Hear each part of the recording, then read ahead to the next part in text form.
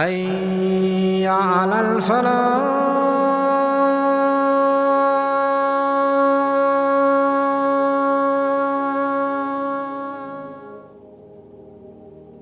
And he said, Father, you won't believe what I heard today. I passed by these people. I really think we should consider joining their religion. Allah and Jesus. His father obviously did not like that. So he literally shackled Salman to the house. At that moment, I found myself thirsty for truth. So you can imagine, he starts off as a young boy in Persia, in Isfahan, then to Syria, then to Iraq, then to Palestine, now in Turkey. And he meets this wonderful teacher and he stays learning from him, studying with him, growing with him, until this man is about to die. He says, my son, I know of no one on this earth who is upon this religion any longer. However, upon us is a time of prophecy. And there will be a prophet who will come amongst the Arabs.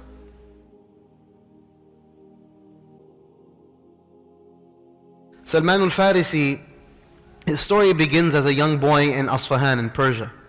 His father deeply loved him. I mean, he loved him so much that he would never let him leave the house.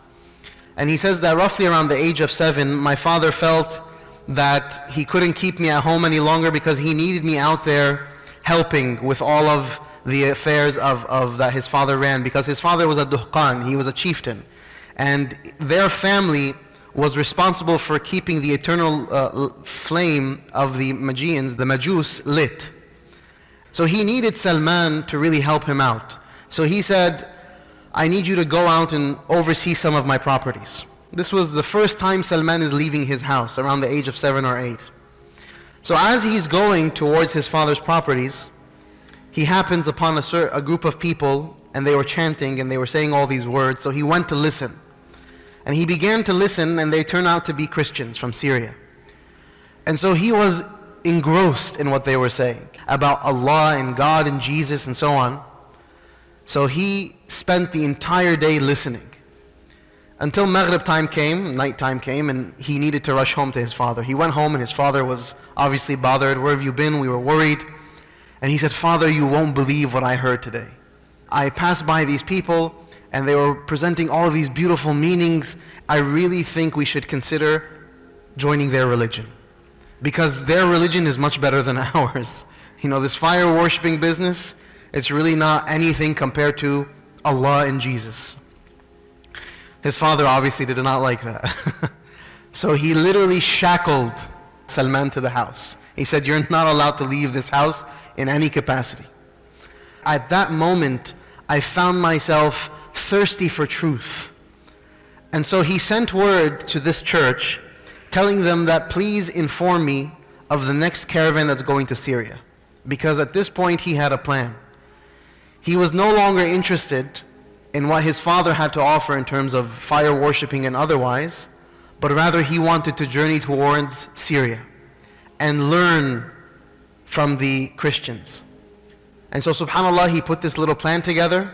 He learned how to remove the shackle, and then he decided to join a caravan that had come and go towards Syria. So you can imagine this decision that he made, to turn his back and to sacrifice the comforts and the relaxation that he had at home, all of the niceties of his father's abode, to go towards Syria to begin to learn this religion.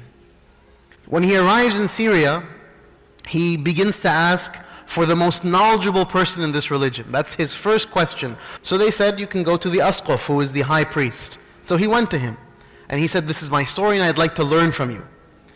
He said, fine. However, Salman, after a few weeks, realized that this high priest was actually a corrupt man, and he would steal money from the congregants and he would hoard it for himself. And this bothered Salman deeply. However, he knew that he couldn't say anything, so he remained quiet. But he continued to learn from this man. And that's the interesting point. Until this high priest died. And the people came to bury the priest and so on. And Salman said, by the way, this man is a corrupt man. He's been stealing your money, and so on and so forth. And they were about to attack Salman. He said, hold on, I have the proof, let me show you. And he opens up a room full of gold and silver. And so instead of burying this priest, they decided to crucify him. Now, Salman at this point, after having had this very poor experience with this priest, he has a decision to make. Salman was resilient, and for him, his vision was clear. He wanted Allah subhanahu wa ta'ala. And so, he remained. He stayed in Syria until the next priest, a replacement priest came. And this time, this priest was a wonderful man, an honest man, a pious man, a loving man. And Salman said, I loved him and I learned so much from him. When he was about to die, the priest was about to die, Salman said, listen, I want to continue learning and you're about to die. Please, can you guide me to someone who I can continue to learn from? So he said, I know of no one in these lands who is still upon our religion. However, there's a man in Mosul, in Iraq. Go to him and he will teach you. So Salman goes to Mosul. He goes to Iraq and he spends a few years studying with this priest. Towards the end of this man's life, once again, Salman says, I want to continue learning. Please direct me in the proper direction. He said, I know of no one in Mosul who is upon this religion. Go towards Nusibin, which is in Palestine. You can find a man there. And he spends many years there. And then towards the end of that priest's life, he says the same thing. I want to continue to learn and I need a teacher. So he said, I know of no one in our lands who's upon this religion. However, I know of someone in Umuriya, which is nearby Syria. Go to him. So Salman packs his bags and goes. Because for him it's very simple. I want the truth, I want Allah subhanahu wa ta'ala, and I will do whatever it takes. So you can imagine, he starts off as a young boy in Persia, in Isfahan, then to Syria, then to Iraq, then to Palestine, now in Turkey. And he meets this wonderful teacher and he stays learning from him, studying with him, growing with him, until this man is about to die. He says, my son, I know of no one on this earth who is upon this religion any longer. However, upon us is a time of prophecy. And there will be a prophet who will come amongst the Arabs. And he has very distinct features, and the place that he will come to has very distinct qualities. The area will be an area full of valleys and palm trees. And the prophet who is supposed to come, has 3 signs. 1, he accepts no charity. 2, he accepts gifts. And 3, he has a seal of prophethood on his back. So Salman is now armed with this information, this new knowledge, new set of information that he's learned. And so he decides, I need to figure out a way to get to the lands of the Arabs and look for all of this. So he agrees with a caravan of Arab traders who are going back and forth and says, please take me with you towards these lands. He said, I have some small belongings that I've been able to gather over the years, so they oblige. However, midway through the journey, they turn out to be thieves. And they steal all of his belongings and they actually sell Salman into slavery to a Jewish man. And Salman begins to see palm trees. And he begins to see valleys and ridges and so on. And so his heart flutters out of excitement. And he said, this is the description of the lands that my teacher told me this prophet will come. And where were they? They were in Medina. They were in Yathrib. So he goes and he becomes the servant to this man for over 10 years. SubhanAllah, he started at the age of 7 and now it's 20 years of journeying from country to country, being sold into slavery. So during this time, the prophecy of Sayyidina Muhammad came in. Salman had no idea. The Prophet was in Mecca for many years, as we all know. And then one day, as Salman is working the trees, working the date palm trees, and he's cutting down dates, a man comes and he begins to speak to his slave owner. Cursed be these Arabs. They're excited because this so-called prophet of theirs has come, and they're so excited and they've gathered together. So you can imagine Salman is in the palm tree and he's hearing this, and he becomes so excited. He says in the narration that I almost fell off the tree. I began to tremble that I almost fell from the tree. So I ran down and I went to this man and I grabbed him and I said to him, can you please repeat that to me again? What did you see?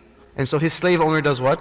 Smacks him in the face. Says, what do you care? You're a lowly slave. Get back and keep on working.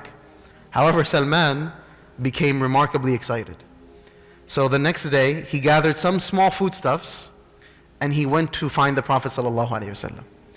So he went to the Prophet, and the Prophet was sitting with their companions. This was immediately after the Hijrah, so you can imagine how fresh everything is. The companions just came with the Prophet ﷺ. So Salman goes to the Prophet and he says, I hear that you've come from a long journey, and I'd like to offer you some charity, some food for you and your companions. So the Prophet ﷺ thanked him, and he called the companions, and he said, here, eat from this charity. And the Prophet ﷺ did not eat anything from it. So Salman got very excited, and he said, number one, he's very, at this point, getting slowly excited. He goes back, he's able to gather some more food. A few days later, he comes back to the Prophet ﷺ.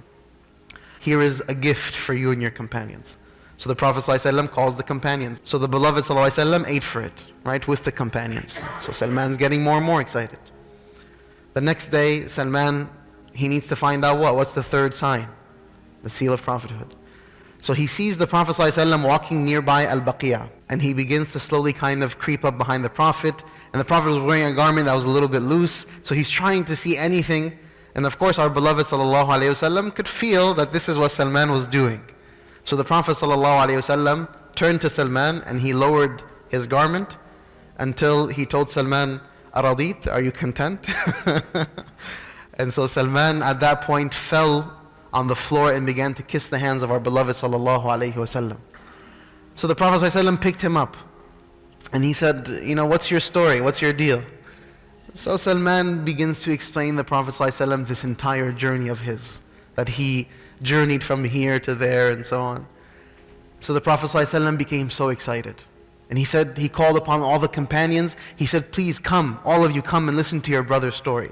Because for them leaving Mecca was a very difficult thing, right? So anything that would uplift them was truly a beautiful thing. So imagine they're coming, they're sitting, and they're listening to the story of Salman. This person who heard about the Prophet in a way that was completely odd for them.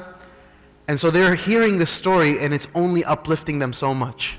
Then the Muhajirin stand up and they say, we just want to officially proclaim that Salman is from us. He's a Muhajir. Because we are Muhajirin, we migrated from Mecca to Medina, so we claim him as ours. And this wasn't a joke, they were serious. And then the Ansar stand up. And the Ansar say, no, we don't think so. Technically, he's a naturalized Medinan citizen, right? Because he's been here for many years, so he's not from the Muhajirin, he's from us, the Ansar. And the Muhajirin and the Ansar genuinely began to debate this until the Prophet ﷺ settled the matter. And he said, Salman is neither from you or you. He said, Salman is from us, Ahlul Bayt. He is from the family of Muhammad ﷺ. The story doesn't end there. Salman is still a servant, he's still a slave. Salman goes to his owner and he said, I'd like to buy my freedom. So the owner gives him a ridiculous price. He says, I want 300 palm trees planted and not one of them can die. Which is an impossible request because any grove of palm trees, you have to have a small percentage that dies. And he says, on top of that, I want 40 grams of gold. So he takes this request to the Prophet ﷺ. And the Prophet ﷺ hears him and he calls upon all the companions once again and he said, help your brother. And the Prophet said, I want you to dig the holes, however do not plant the trees. And he with his own blessed hands planted each and every single tree. And of course, because of the blessed nature of Muhammad ﷺ, not one of the trees died. And then Salman said, Ya Rasulullah, we have the issue of the 40 grams of gold. He said, take this nugget and give it to your slave owner. Yes, Ya Rasulullah, he wants 40. He said, don't worry, just give it to him. And it weighed out exactly the amount that the slave owner had asked for. And then Salman became free. So after 20 plus years of journeying and looking and seeking and searching from country to country, from region to region, from freedom and wealth to slavery, Salman has his time with Muhammad sallallahu alaihi wasallam, and he's given this profound accolade of being from the family of Muhammad sallallahu alaihi wasallam. Salman goes on to become one of the greatest companions of the Prophet sallallahu alaihi wasallam. He was integral during the Battle of the Trenches. They were, flanked by mountains from all three sides, and they had just the northern region that was open, and the Arabs were not familiar with the concept of the trench. because this was a practice that they had in Persia. And they did so, and it was a successful thing for them. Salman, when he would speak about himself, he would say, Ana Salman ibn al-Islam. I am Salman, the son of Islam. And Abu Bakr radiallahu anh said, Wa ana akhuh. And I am his brother. And Salman goes on for many, many years. He lives during the caliphate of Abu Bakr radiallahu anh and Umar radiallahu anh, and he dies during the caliphate of Uthman ibn Affan. However, one of the beautiful things is that during the Khalifa, the caliphate of Umar radiallahu anh, Umar places him as the Amir over the Madain, and the Madain is in Persia. So you can imagine he started off in Persia, and he goes back in his later years, after many decades, to become the Amir of Al-Madain, the Amir of Persia, which is a profound, profound status for him.